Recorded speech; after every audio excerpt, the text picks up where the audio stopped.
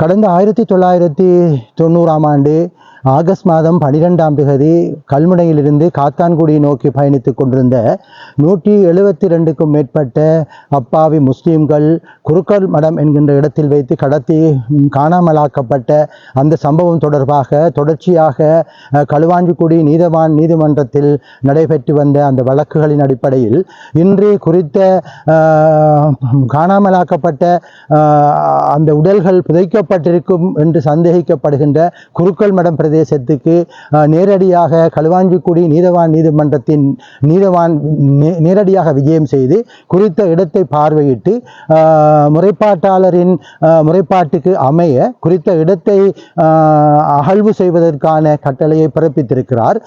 குறித்த அகழ்வு செய்யப்பட இருக்கின்ற குருக்கல் மடம் காத்தான்குடி முஸ்லிம்களுடைய உடல்கள் புதைக்கப்பட்டிருக்கின்ற இடமாக கருதப்படுகின்ற அந்த இடத்திலே இருந்து நாம் இப்போது பேசிக் கொண்டிருக்கிறோம்.